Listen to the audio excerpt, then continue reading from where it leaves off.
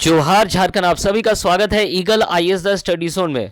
साथियों, आज जेपीएससी के द्वारा लिए जाने वाले लिमिटेड डिप्टी कलेक्टर एग्जाम के तहत जीएस पेपर के हिस्ट्री के प्रश्नों को लेकर के चर्चा करेंगे। तो चलिए प्रारंभ करते हैं। सबसे पहला प्रश्न है कि स्मृतियों के अनुसार विवाह कितने प्रकार के होते हैं। तो स्मृतियों के अनुसार जो है विवाह मुख्य रूप से 8 प्रकार के होते हैं और वे 8 प्रकार हैं: ब्रह्म, दैव, आर्य, प्रजापति, गंधर्व, असुर, राक्षस, पैशाच, जो है 8 प्रकार हैं। चलिए आगे बढ़ते हैं, नेक्स्ट प्रश्न लेते हैं। नेक्स्ट प्रश्न है कि ऋग्वैदिक काल में अमाजू शब्द का प्रयोग किसे किया जाता था। अमाजू जो है unmarried girls residing with their parents के लिए जो है अमाजू शब्द का प्रयोग किया जाता था। तो ऐसे प्रश्न याद रखिएगा। वुमेन स्टेटस इन ऋग्वैदिक पीरियड, अर्थात ऋग्वैदिक काल में जो महिलाओं की स्थिति थी, इसको लेकर के काफी प्रश्न पूछा जाता है। तो इसको लेकर के जो है आपको क्या करना होगा, प्रिपरेशन लेना होगा। चलिए आगे बढ़ते हैं। अनुलोम विवाह में पुरुष किस वर्ण का होता है। विवाह धर्मशास्त्र, मनुस्मृति, याज्ञवल्क्य स्मृति या धर्मसूत्र और स्मृतियों से जो है हमें अनुलोम और प्रतिलोम विवाह की जानकारी प्राप्त होती है। अनुलोम विवाह और प्रतिलोम विवाह में वर पुरुष और महिलाओं जो है अलग अलग वर्ण के होते हैं। अनुलोम विवाह की अगर हम बात करें तो पुरुष जो है उच्च वर्ण का होता है, वहीं महिला जो है वो निम्न वर्ग के होते हैं। ठीक इसका उल्टा प्रतिलोम विवाह पुरुष निम्न वर्ण के होते हैं और स्त्री जो है उच्च वर्ण के होते हैं। तो चलिए इसके साथ साथ जो प्रश्न में जो ऑप्शन दिए गए थे कि अनुलोम विवाह में वर्ग किस वर्ण का होता है, तो इसका उत्तर क्या होगा, इसका उत्तर होगा उच्च वर्ण। अब हम लोग कुछ ऐसे उदाहरण ले लेंगे जो कि हमें इतिहास पे प्राप्त होते हैं, जहां हमें अनुलोम विवाह के उदाहरण प्राप्त होते हैं। जैसे कालिदास के मालविका अग्निमित्रम से हमें ज्ञात होता है कि अग्निमित्र क्या था ना, वो ब्राह्मण था और उसका विवाह मालविका से हुआ था, जो कि क्या थे न क्षत्रिय थे। तो इस प्रकार का विवाह क्या है ना, अनुलोम विवाह है। इसके अलावा दूसरा उदाहरण अगर हम ले तो चंद्रगुप्त द्वितीय की पुत्री प्रभावती गुप्ता का विवाह जो है वाकाटक के ब्राह्मण रुद्रसेन के साथ हुआ था, अर्थात राजा रुद्रसेन के साथ हुआ था। तो ये भी एक उदाहरण है क्या ना अनुलोम विवाह के। तो इस प्रकार अनुलोम और प्रतिलोम विवाह के उदाहरण जो है हमें कहां प्राप्त होते हैं ना, इतिहास पे प्राप्त होते हैं।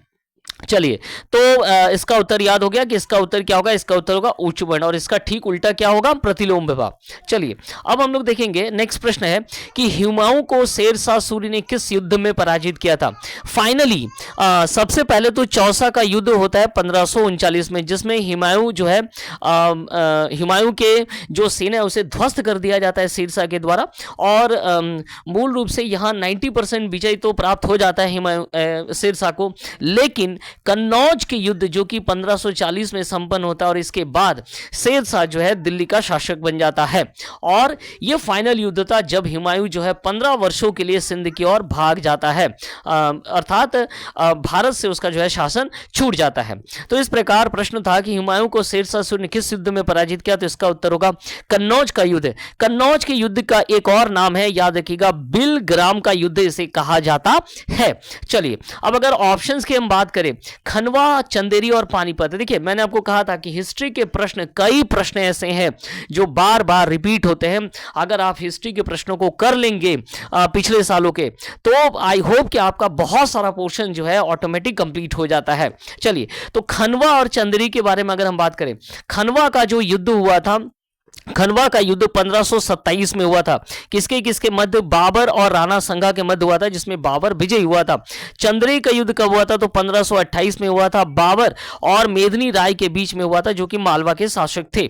तो इस प्रकार बाबर, खनवा और चंदेरी का युद्ध हुआ था। चलिए एक सबसे महत्वपूर्ण जिस पर प्रश्न तो बनता ही है, पानीपत के 3 युद्ध हमें प्राप्त होते हैं। पानीपत के 3 युद्ध के बारे में अगर हम बात करें तो पहला जो है अप्रैल 1526 में हुआ था। किसके किसके बीच में, तो बाबर और इब्राहिम लोदी के बीच में हुआ था, जिसमें बाबर विजयी हुआ और भारत में मुगल सत्ता स्थापित हुई।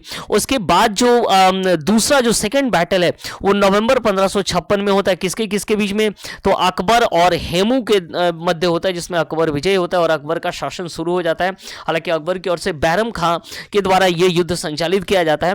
और तीसरा जो युद्ध है, थर्ड जो पानीपत का युद्ध है, वो कब हुआ था, तो 1761 में हुआ था। किसके किसके मध्य में हुआ था, तो मराठा और अहमद शाह अब्दाली के मध्य हुआ था।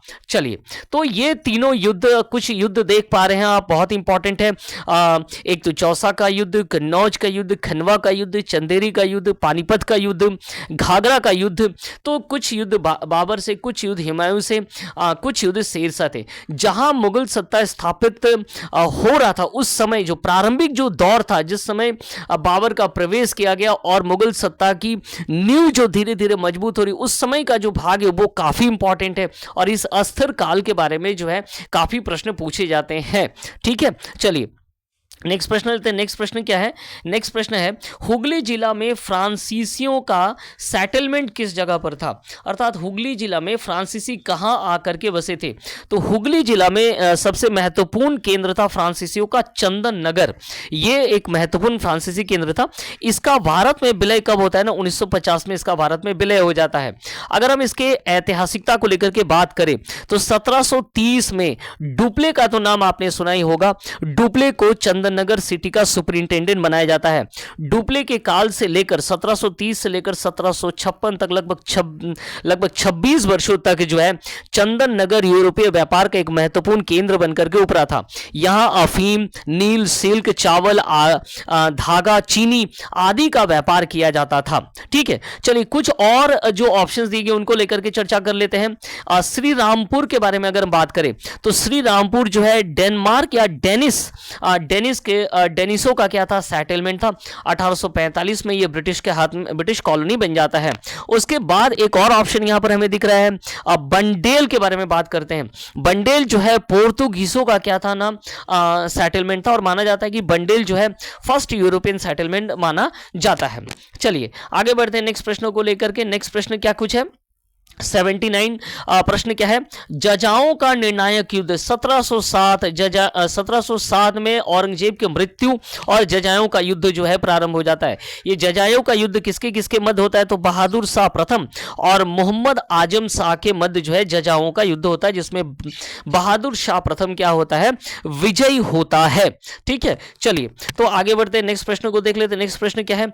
सहायक संधि को किसने लागू किया? तो देखिए सहायक संधि, सब्सिडी अलायंस को लेकर के कितने प्रश्न है और हमने इस सारे जितने जेपीएससी को लेकर के जो भी प्रश्नों की चर्चा की जा रही है उसमें सहायक संधि बार बार पूछा जा रहा है। तो चारों ऑप्शंस को हम लोग क्या करेंगे? डिटेल करेंगे। सबसे पहले तो हम लॉर्ड क्लाइव को लेकर के चर्चा कर लेते हैं। रॉबर्ट लॉर्ड क्लाइव 1757 का सबसे महत्वपूर्ण क्या है ना? पलासी का वार ऑफ प्लासी इनके द्वारा लड़ा गया। 1765 में जो है इलाहाबाद की संधि ट्रिटी, इलाहाबाद ट्रिटी किया गया, जिसके तहत बंगाल, बिहार, उड़ीसा की दीवानी प्राप्त हुई और 1765 से लेकर 1772 जो है द्वैध शासन चलाया गया बंगाल में। तो ये रॉबर्ट क्लाइव को लेकर के हुआ। चलिए नेक्स्ट ले लेते हैं हम लोग वारेन हेस्टिंग्स को ले लेते हैं, जो 1772 से लेकर 1782 तक। तो 72 में जैसे ही वो आए उन्होंने क्या किया? सबसे पहले द्वैध शासन को खत्म कर दिया। उनके काल में जो है रेगुलेटिंग एक्ट पारित हुआ 1773। कोलकाता में जो है हाई कोर्ट, सुप्रीम कोर्ट का निर्माण किया गया और वे जो है फर्स्ट गवर्नर जनरल ऑफ क्या थे? बंगाल थे। और इसके साथ साथ सबसे महत्वपूर्ण जो है रिंग फेंस की नीति, अर्थात देशी रियासतों को जो घेरने की नीति थी, वो इनके समय काल से प्रारंभ हो गया। चलिए नेक्स्ट ले लेते हैं लॉर्ड विलीजली। लॉर्ड विलीजली ही ऐसे हैं जिनके शासन काल के दौरान क्या लगाया गया था? सहायक संधि, सब्सिडरी अलायंस सिस्टम लगाया गया था और इसी के तहत हैदराबाद का जो निजाम है वो पहला रियासत था जो सब्सिडी अलायंस के अंतर्गत आते हैं। लॉर्ड विलीजली की एक और महत्वपूर्ण उपलब्धि है 1799 में आंग्ल मैसूर युद्ध, जिसके तहत टीपू सुल्तान मारा जाता है और मैसूर का भी जो है क्या हो जाता है? विलय हो जाता है ब्रिटिशों के मध्य विलय हो जाता है या ब्रिटिश शासन में विलय हो जाता है। इसके साथ साथ एक और महत्वपूर्ण जो परीक्षा के दृष्टिकोण से पूछा जाता है, कोलकाता में फोर्ट विलियम कॉलेज, कोलकाता में जो फोर्ट विलियम कॉलेज वो 1800 में बनाया जाता है सिविल सेवकों के प्रशिक्षण के लिए, लेकिन इसे बाद में बंद कर दिया जाता है और इंग्लैंड के हेलीबेरी में 1802 में इसे खोला जाता है। ठीक है, तो इस प्रकार फोर्ट विलियम कॉलेज, आंग्ल मैसूर युद्ध, सहायक सब्सिडी अलायंस सिस्टम, हैदराबाद का निजाम जो पहले थे जिन्होंने अपनाया था, ये सारे महत्वपूर्ण उपलब्धियां किसके हैं ना? लॉर्ड विलीजली के। और प्रश्न भी पूछा गया कि सहायक संधि जो है किसके द्वारा लागू किया गया, तो उत्तर होगा लॉर्ड वेलेस्ली। चौथा ऑप्शन अगर बात करें तो लॉर्ड डलहौजी के तो कई सुधार हुए थे, उनमें एक सुधार के बारे में हम बात करेंगे, व्याप्त गति का सिद्धांत, जो कि व्याप्त गति का जो सिद्धांत है 1848 में जो है लॉर्ड डलहौजी के द्वारा लगाया गया था।